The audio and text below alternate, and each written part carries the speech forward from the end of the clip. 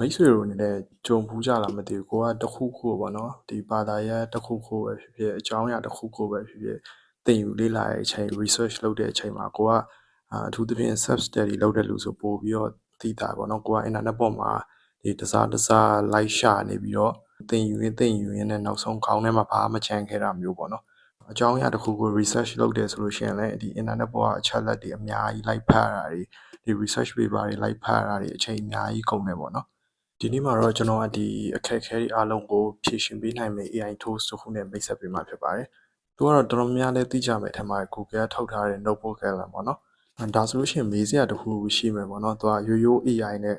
ကျွန်တော်မေးနေကြဥပမာ ChatGPT တို့ Gemini တို့အဲ့လိုမျိုး AI နဲ့ပါခွာလဲပေါ့။သူတို့နဲ့မတူတာတစ်ချက်ကသူကဒီ Google ကထုတ်ထားတဲ့ AI research assistant ပေါ့နော်။ပုံမှန် ChatGPT တို့ Gemini တို့ဆိုလို့ရှိရင်ကျွန်တော်မေးခွန်းမေးတဲ့အချိန်ကြလို့ရှိရင်သူတို့ကဒီ internet ပေါ်ကနေပြီးတော့ရေဘူးရချက်လက်တွေပေါ့နော်အဲ့ဒါတွေကိုပဲသူကပြန်ပြီးတော့ပြောပြတာဒါပေမဲ့တစ်ခါတလေကြလို့ရှိရင်သူတို့ကမသိတဲ့ဟာတွေလည်းရှိတယ်တချို့အချက်လက်တွေဆိုလို့ရှိရင်လိုက်လျောညီထွေပေါ့နော်သူတို့မသိပေမဲ့လည်းလိုက်လျောညီထွေလိုက်ပြောပြတာမျိုးရှိတယ်အဲ့ဆိုရှင်အချက်လက်အမှားတွေပါနိုင်တယ်ပေါ့ဒါပေမဲ့ဒီ notebook calendar မှာကျတော့သူက source ကကိုယ်တိုင်ထည့်ရပါပေါ့နော်ကိုဖတ်နေကြစာအုပ်ဒါမှမဟုတ်ဒီ website link ပဲဖြစ်ဖြစ်တခြား source တစ်ခုခုပဲဖြစ်ဖြစ်ပေါ့နော်ကိုဟာကို source ကိုထည့်ပေးရတယ်သူကဒီ source ပေါ်မူတည်ပြီးတော့မှအချက်လက်ကိုပြန်ပြီးတော့ဆွဲထုတ်ပေးတာပေါ့နော် summary ထုတ်ပေးတာမျိုးတွေ audio overview ထုတ်ပေးတာမျိုးတွေပြီးတော့ဒီ PowerPoint presentation slide ထုတ်ပေးတာမျိုးတွေသူတော်တော်များများသူပြန်ပြီးတော့လုပ်ပေးနိုင်တယ်ဆိုတော့ဘယ်လိုသုံးရမလဲပေါ့နော်ဒီအသေးစိတ်ကိုတော့ကျွန်တော် tutorial video လေးလုပ်ပေးပါမယ်စလိုက်ကြအောင်မင်္ဂလာပါရှင်းထက်ကနေကြိုဆိုပါရစေကျွန်တော်ရဲ့ဒီ channel ကနေပြီးတော့ပေါ့နော်ဒီ AI နဲ့ပတ်သက်တဲ့အကြောင်းအရာတွေပြီးတော့ဒီ technology နဲ့ပတ်သက်တဲ့အကြောင်းအရာတွေစုံစုံလင်လင်ပုံမှန်လေးတင်ဆက်ပေးသွားမှာဖြစ်လို့ like and subscribe ပြီးလုပ်ပေးထားဖို့လည်းမမေ့ကြပါနဲ့เนาะ Okay ဒါဆိုရှင်ကျွန်တော်တို့စသုံးမယ်ပေါ့နော်ဒီ browser တစ်ခုခုမှာ notebook calendar ဆိုပြီးတော့ထည့်ရိုက်ပေးလိုက်ပေါ့ဒါဆိုရှင်ဒီမှာ notebook calendar ရဲ့ official website ပေါ့နော်သူ website ပေါ်လာလိမ့်မယ်ဒီ website ထဲဝင်ပေးရမယ်ပြီးလို့ရှိရင်ဒီမှာတွေ့ရမှာ try notebook calendar ဒါဆိုရှင်ဒါသူ့ရဲ့ home page လို့ပဲပြောမှာဝင် page ပေါ့နော်ပုံမှန်ကျွန်တော်တို့ဒီမှာ Gmail မရှိဘူးဆိုလို့ရှင်တော့ဒီနားလေးမှာတော့ Gmail လေးလာထည့်ပေးရမယ်ခင်ဗျကျွန်တော်တို့ဒီမှာထည့်ပေးထားပြီးသားပေါ့နော်အခုကဘယ်လိုလဲဆိုတော့ကျွန်တော်အသစ်ဖွင့်မယ်ပေါ့အသစ်ဖွင့်မယ်ဆိုလို့ရှိရင်ဒီ create new ပေါ့နော် Okay ဒါဆိုလို့ရှိရင်သူကအထဲကိုရောက်သွားပြီအထဲမှာဆိုလို့ရှိရင်သူဘာစပေါ်မလဲဆိုတော့ဒီ search the web for new source ပေါ့နော်သူကဒီ source ကိုရှာမယ်ဒီ web ကနေရှာလို့ရတယ်ပေါ့နော်ဒီအောက်ပြီးတော့အောက်မှာဆိုလို့ရှိရင်ဒီကျွန်တော်တို့ computer တဲကဒီ device ထဲကပေါ့နော်ဒီ file တွေကိုဒီမှာထည့်လို့ရမယ် upload လုပ်လို့ရမယ်ပြီးတော့ဒီမှာ link တွေပေါ့ link ဆိုတော့ website တို့ YouTube ဒီ link တွေပေါ့နော်ထည့်လို့ရမယ်ပြီးလို့ရှိရင်ဒီ Google Drive ထဲက data တွေထည့်လို့ရမယ်ပြီးရင်ဒီ text တွေထည့်လို့ရမယ်ပေါ့နော် copy text တွေထည့်လို့ရမယ် Okay ဒါဆိုလို့ရှိရင်ကျွန်တော်တို့ဒီမှာ upload file ပေါ့နော်ကျွန်တော်တို့ဒီ computer တွေက file တစ် file လောက်ကျွန်တော်ထည့်ကြည့်အောင်ကျွန်တော်တို့ဒီမှာနမူနာအနေနဲ့ပေါ့နော်AI နဲ့ပတ်သက်တဲ့အကြောင်းအရာတစ်ခုခုပေါ့ထည့်ပေးကြည့်ပါမယ်ခင်ဗျဒါဆိုရှင်သူမှာ source ကိုသူဖတ်နေပြီပေါ့နော်ဖတ်ပြီးတော့သူအချက်လက်ပြန်ထုတ်ပေးပါလိမ့်မယ်တခြား source တစ်ခုလည်းထည့်ကြည့်အောင်ဒီခါမှာကျွန်တော် website link တစ်ခုထည့်ကြည့်မယ်ပေါ့နော်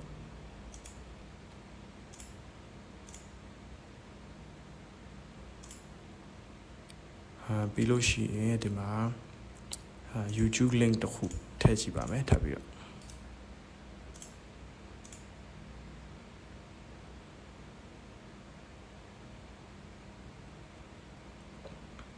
Okay ဒါဆိုလို့ရှိရင်ကျွန်တော်ဒီမှာ source 3ခုထည့်ထားပါတော့3ခုမှာသူကဒီဘက်မှာပြန်ပြီးတော့ပေါ်မယ်ဒီမှာသူ့ရဲ့အချက်လက်တွေကိုပြန်ပြီးဆွဲထုတ်ထားပါတော့ပြီးတော့မှဒီအချက်လက်တွေရဲ့ဒီအောက်မှာဆိုလို့ရှိရင်သူအတွက်ဒီမေးခွန်းလေးတွေကိုပြန်မေးလို့ရမယ်ဒါတော့အသင့်လုပ်ပေးထားတဲ့မေးခွန်းတွေပေါ့နော်ဒီအောက်မှာဆိုလို့ရှိရင်တော့ကိုကြိုက်တဲ့ဟာကိုပြန်မေးလို့ရတယ်အောက်မှာဆိုလို့ရှိရင်သူကဒီ typing ရိုက်ပြီးတော့ပေါ့နော်ကိုမေးခြင်းတဲ့ဟာကိုပြန်ပြီးတော့မေးလို့ရတယ်ဒါပေမဲ့သူကထွက်လာမယ့်အဖြေကတော့ကျွန်တော်တို့ဒီထည့်ထားတဲ့ source တွေတည်းကပဲပြန်ပြီးတော့လာမယ်ပေါ့နော်ဒီနေရာမှာတစ်ခုပြောချင်တာကကျွန်တော်တို့ဒီမှာ setting ထဲမှာ ဘာသာစကားကိုမြန်မာစာမပြောင်းထားဘူးဆိုလို့ရှိရင်တော့သူကအင်္ဂလိပ်လိုပဲပြန်ပြီးတော့ဖြည့်ပေးမှာပေါ့နော်ကျွန်တော်တို့ဒီမှာမြန်မာစာပြောင်းထားတယ်ဒီ setting တွေကနေပြီးတော့ output language ပေါ့နော် output language မှာသူကမြန်မာဆိုပြီးတော့ရွေးပေးထားပါပေါ့နော်တကယ်လို့မပြောင်းရသေးဘူးဆိုလို့ရှိရင်ဒီမြားလေးကိုနှိပ်ပြီးတော့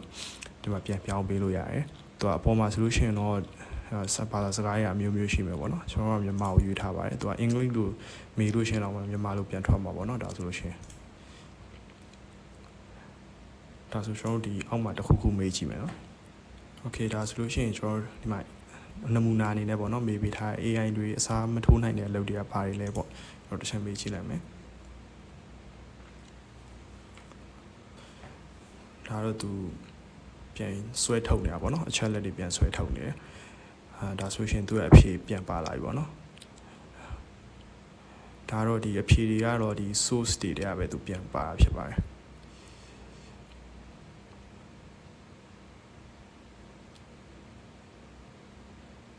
โอเคဒီအောက်မှာပါသူကဒီ suggest လုပ်ထားတဲ့မေခွန်းတွေပေါ့နော်ထပ်ပေါ်လာပါတယ်ဒီဟာကိုလိုက်ပြီးတော့ကိုမေးချင်တဲ့ဟာကိုဆက်ပြီးတော့မေးသွားလို့ရတယ်ဒီအောက်မှာလည်းကိုကြိုက်တဲ့စာကိုရိုက်ပြီးတော့မေးသွားလို့ရပါတယ်โอเคပြီးလို့ရှိရင်ကျွန်တော်ဒီဘက်ကဒီ studio ဘက်ချမ်းပေါ့နော် studio ဘက်ကဒီဟာလေးနည်းနည်းရှင်းပြခြင်းတယ်သူကဒီပထမဆုံးတစ်ခုဆိုလို့ရှိရင်မှာ Oreo overview ပေါ့နော် Oreo overview ကဘယ်လိုလဲဆိုလို့ရှိရင်သူကဒီကိုသွင်းထားတဲ့ထည့်ထားတဲ့ source တွေတဲ့ source တွေပေါ့နော်ဒီအချက်လက်တွေကိုဒီ Oreo overview ပြန်လုပ်လို့ရမယ်ဒီမှာဆိုလို့ရှိရင်သူကဒီမှာ deep dive ရှိမယ်ဒါနည်းနည်းဆွေးနွေးရဟာပဲပေါ့နော်နှစ်ယောက် host နှစ်ယောက်ဆွေးနွေးမယ် conversation တစ်ခုပေါ့နော်ဆွေးနွေးမယ်ပြီးလို့ရှိရင်ဒါကတော့အကြံဖြင့်ဆွေးနွေးတဲ့ဟာမျိုးတွေရှိမယ်ပြီးလို့ရှိရင်ဒီမှာဝေဖန်ပြီးတော့ဆွေးနွေးတာမျိုးတွေရှိမယ်ဒီမှာ debate လုပ်တာပဲပေါ့နော်နှစ်ယောက်ညင်းပြီးတော့ဆွေးနွေးတာမျိုးတွေရှိမယ်ဒါကိုချိုက်တဲ့ပုံစံပေါ့နော်ရွေးထားလို့ရတယ်ဒီအောက်မှာဆိုလို့ရှိရင်သူကမြန်မာရှိမယ်တခြားဘာသာစကားတွေလည်းရှိအောင်ပဲပေါ့နော်ပြီးတော့သူ့ရဲ့အတူအရှိရွေးလို့ရမယ်ပြီးလို့ရှိရင်ဒါ customize ထပ်လုပ်လို့ရမယ်ပေါ့နော်ဒါကိုကြိုက်တဲ့ဟာကိုရွေးပြီးတော့သူကဒီ AI host ကိုဘာကို focus ထားခြင်းလဲဆိုတဲ့ဟာကိုဒီမှာပြန်ပြီးတော့ရွေးလို့ရတယ်ကိုယ်တိုင်မရိုက်ချင်ဆိုရှင်အောက်မှာအညွှန်းလေးတွေပြန်ပါအောင်မယ်ပေါ့နော်ဒီမှာဆိုလို့ရှိရင်ဒီမှာ business strategy အကြောင်းလုပ်ချင်လားဒီ future workers အကြောင်းပြန်ပြီးတော့အဓိကပါချင်လားပေါ့နော်ဘယ်လိုပုံစံမျိုးလေးလုပ်ချင်လဲပေါ့ဥပမာအဖြစ်ဒါနှိပ်ကြည့်လိုက်မယ်နော်ဒါဆိုရှင်သူစာလေးရေးပြီးသွားပေါ့ okay ဒါ generate လုပ်ကြည့်မယ်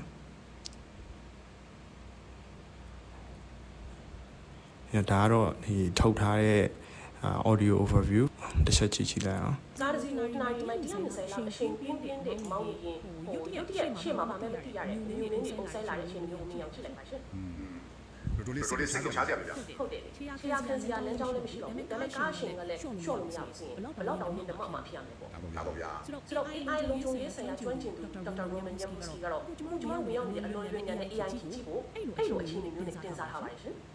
ဒါကိုတိကျကြည့်ကြရအောင်ဟုတ်ကဲ့စကြည့်ရတာပေါ့ဒီနေ့ကျွန်တော်ရဲ့တင်းကျပ်လေ့လာသုံးသပ်ပုံကတော့ IBM Research ရဲ့ပညာဆောင်ပါတယ်နောက်ပြီးဒေါက်တာရပ်ကို AI လုံခြုံရေး interview မတန်းပြီးတော့ Classifier Forum ဟိုလေ WTF ကနေထုတ်ထားတဲ့630ပြီးတော့အနာဂတ်ဇန်ရွေးလေးဝင်ဆိုတဲ့အစီအစဉ်ခံစားတွေကိုအခြေခံပြီးဆွေးနွေးတော့မှာပါဒီမှာဆိုလည်းရှင်းလည်းတွေ့ရတဲ့အတိုင်းပဲပေါ့နော်ကိုထည့်ထားတဲ့အချက်လက်ပေါ်မူတည်ပြီးတော့သူတို့ကအဓိက summary ပြန်ထုတ်ပေးနိုင်တယ်အဓိကကြားတဲ့အချက်တွေကိုသူကပြန်ပြီးတော့ပြောပြရပေါ့နော်ဒါကတော့တကယ်ကိုအားသာချက်ရှိရလို့တော့ကျွန်တော်ထင်တယ်ဘာဖြစ်လို့လဲဆိုတော့ကိုကတခုခုကိုလေးလာရမယ်ဆိုလို့ရှိရင်ဒီစာအုပ်တွေအများကြီးဖတ်ရတယ်ပြီးလို့ရှိရင်ဒီ website တွေသွားပြီးတော့လေးလာရတယ် YouTube တွေလေးလာရပေါ့နော်ဒါပေမဲ့ဒီမှာကျတော့သူက source လေးထည့်လိုက်ရုံနဲ့သူကလိုမျိုးအဓိကကြားတဲ့ဟာရအကုန်ဆွဲထုတ်ပေးပြီးသားပြီးတော့ဒီလိုမျိုး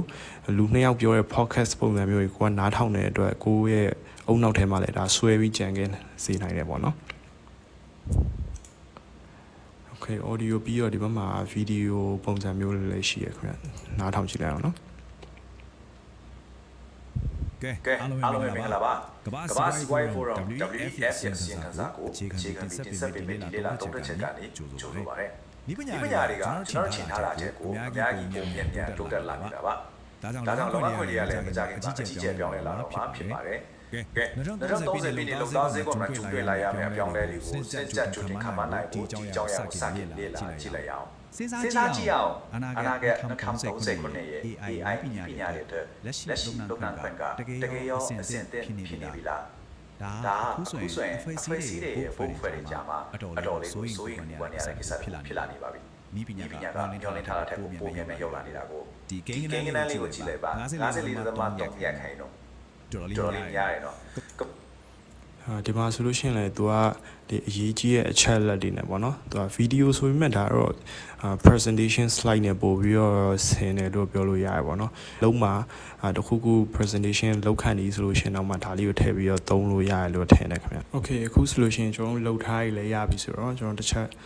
ကြည့်လိုက်မယ်ပေါ့နော်ဒီမှာကသူ report ပေါ့နော် report ဆိုလို့ရှိရင်သူကဒီမှာသူနဲ့ခုနလိုမျိုးပေါ့သူနဲ့ပတ်သက်တဲ့ဟာကိုသူရဲ့အချက်လက်တွေကနေပြီးတော့ဆွဲထုတ်ပြီးတော့သူက report ပြန်လုပ်ပေးတာပေါ့နော်ဒါတော့စာတီးတန့်ပဲခင်ဗျ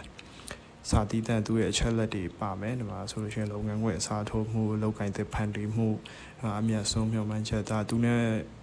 ပတ်သက်တဲ့ report ပုံစံမျိုးပေါ့နော်ရှင်းရှင်းလင်းလင်းပါပဲဒီကောင်လေးပါမယ်နောက်တစ်ခုကinfographic ပေါ့နော်ဒီလိုပုံစံမျိုးလေးပေါ့နော်အချက်လက်တွေရှိမယ်သူကတော့ပို့ပြီးတော့တိကျမယ်လို့တော့ကျွန်တော်ထင်တယ်ဗျသူကအချက်လက်တွေကိုဒီလိုမျိုးတိတိကျကျလေးပြန်ပြီးတော့ဖော်ပြပေးရပါတော့ကောင်းလေးပေါ့နော်နောက်တစ်ခုကြည့်လိုက်အောင်ဆိုလို့ရှိရင် quiz ပေါ့နော်ညံစမ်းမှာဆိုလို့ရှိရင်လည်းသူကအပေါ်မှာဆိုလို့ရှိရင်ဒီမှာမေးခွန်းလေးပါမယ်အောက်မှာကိုကတကယ်ဒါကိုနားလည်ထားလားနားမလည်ထားဘူးလားပေါ့နော်ဒါပြန်ပြီးတော့စမ်းသပ်လို့ရမယ်ကိုဟောလေးရှိမယ် hints တွေလည်းကြည့်လို့ရတယ်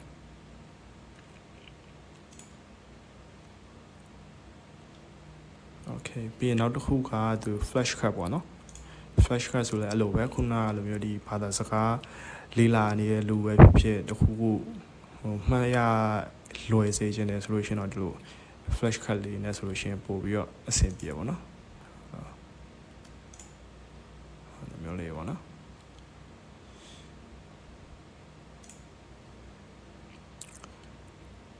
flash card ပြီးလို့ရှိရင် Okay flash card ပြီးလို့ရှိရင်ဒီမှာ data table လေးပါမယ်။ data table ကကျတော့သူကဒီ data ကိုပဲဇယားပုံစံမျိုးလေးပြန်ပြီးတော့လုပ်ပေးထားပါ။သူလည်းအတိအကျပါနော်။ဒါပဲခံမှန်းခြေဘယ်နှစ်မှာဘယ်ဟာဖြစ်မယ်ဆိုတဲ့ပုံစံမျိုးလေးပြောပြပေးထားဖြစ်ပါတယ်နောက်တစ်ခုက mind map ဖြစ်ပါတယ် mind map မှာကျတော့သူကဒီအချက်အလက်တွေပေါ့အချက်တစ်ခုချင်းစီကိုသူကခွဲခြမ်းစိတ်ဖြာပြီးတော့ပြန်ပြီးတော့ထုတ်ပေးထားပါတော့ဒီဘယ်ဟာပြီးရင်ဘယ်ဟာလာမယ်ဘယ်ဟာပြီးရင်ဘယ်ဟာလာမယ်ဥပမာဒီမှာ research and technology foundation အချက်နှိပ်လိုက်မယ်ဆိုရင်သူရဲ့အခွဲအချက်လက်တွေထပ်လာမယ်ပေါ့နော်ပြီးတော့ဒီဘက်မှာလည်းသူကပြန်ပြီးတော့အဲ့ဒါကိုတွက်ချက်ပြီးတော့ဒီအချက်လက်တွေပြန်ထုတ်ပေးနိုင်တယ်ဗျဒီလိုပုံစံမျိုးလေးပေါ့နော်ဒီဘက်မှာသွားနေတဲ့တပြိုင်နက်နှိပ်လိုက်တာနဲ့ဒီဘက်မှာလည်းပြန်ပြီးတော့အချက်လက်တွေထွက်လာပေးမယ်နော် Okay ဒီမှာဆိုလို့ရှိရင်ကျွန်တော်တို့ဒီ slide deck လေးရိုက်ပေါ့နော်တစ်ချက်ကြည့်ကြည့်အောင်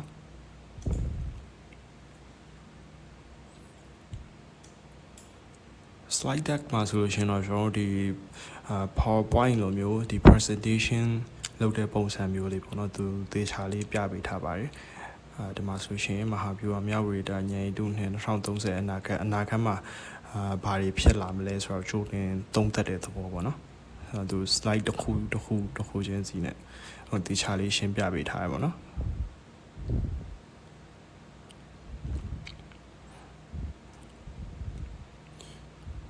ဒါမျိုးလေးပေါ့ဒါဆိုလို့ရှိရင်တော့သူကဒီကိုယ့်ရဲ့အလုံးမှာပဲဖြစ်ဖြစ်ဒါမှမဟုတ်ဟိုနောက်ဆုံး content တခုခုလုံးချင်တယ်ဆိုလို့ရှိရင်တော့မှသူကအချက်လက်ကဒီကနေဟိုရှာလိုက်လို့ရတဲ့ပုံစံမျိုးပေါ့နော်တော်တော်လေးဟိုအဆင်ပြေပဲပြောရမှာပေါ့ဆိုသူတော်တော်လေးသေချာလေးလုပ်ပေးထားပါတယ်ဒါပေမဲ့တချို့နေရာလေးတော့စာလုံးပေါင်းလေးမှားရရှိရပါလေ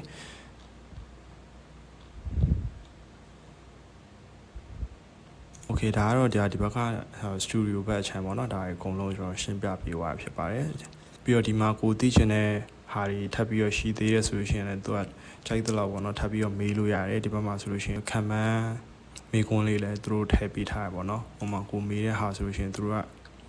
ပြန်ရှာပြီးတော့ပြန်မိထည့်ပေးပါတယ်